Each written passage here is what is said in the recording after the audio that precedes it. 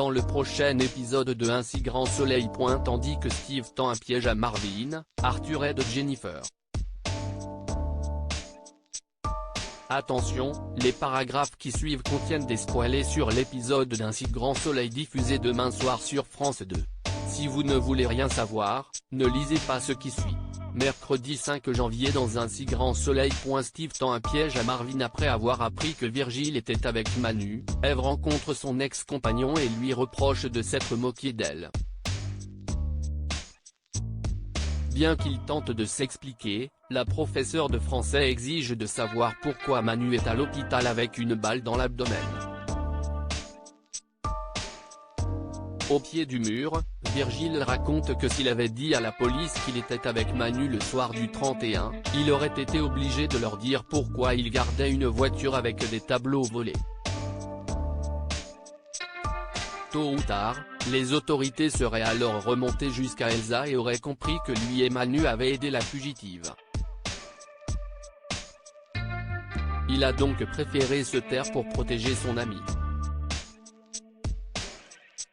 Tandis qu'Eve veut tout mettre en œuvre pour retrouver José, Virgile lui demande de ne pas se mêler de cette histoire car il a mis du monde sur le coup. Seulement, elle refuse de rester les bras croisés.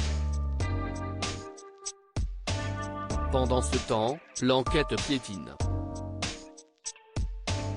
Le téléphone de Manu a borné à l'extérieur de Montpellier mais la localisation est trop vague pour déterminer où il était exactement. Même s'ils sont totalement dans le flou, Alex reste convaincu de la culpabilité de Marvin dans toute cette histoire mais Elise en doute. Le jeune homme étant en cavale, elle n'imagine pas qu'il ait pris le risque de tirer sur un policier. De son côté, Steve présente ses excuses à Camille. Tous les deux inquiets pour les personnes qu'ils aiment le plus au monde, ils aimeraient découvrir la vérité. Steve a alors une idée mais n'en dit pas davantage à Camille. Très amoureux d'elle, il promet de tout faire pour apprendre ce qui est arrivé à son père. Plus tard, Eve rencontre Elliot et le questionne sur José. Craignant qu'Orsan s'en prenne à Virgile s'il ne remet la main sur les tableaux, elle pense que seul lui peut le sortir de ce mauvais pas.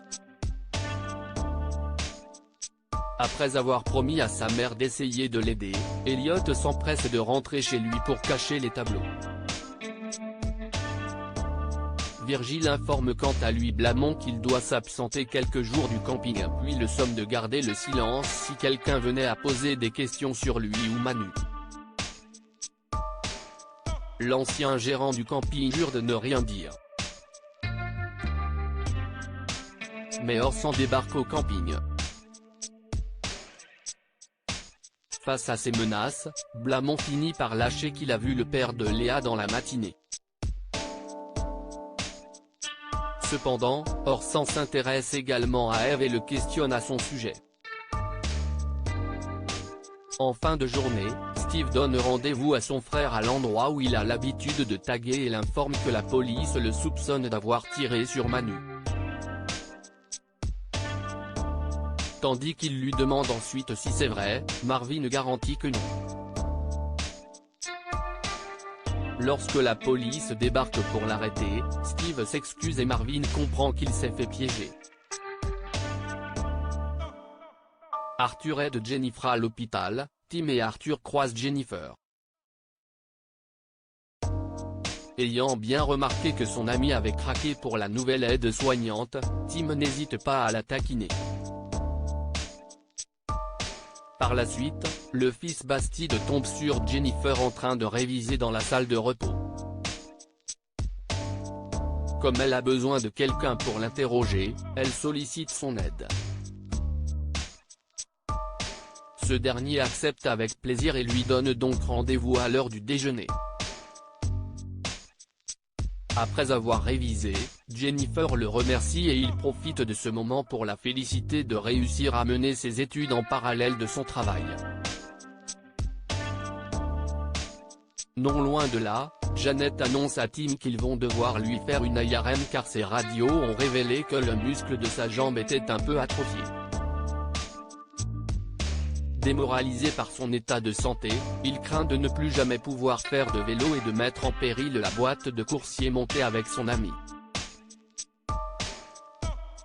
Venant de la cité, le jeune homme sait pertinemment qu'il n'aura pas droit à une seconde chance. De son côté, Jennifer l'encourage à ne rien lâcher et se dit certaine qu'il finira par rebondir. Pour la remercier, Tim l'invite à dîner dans sa chambre mais elle décline pour réviser.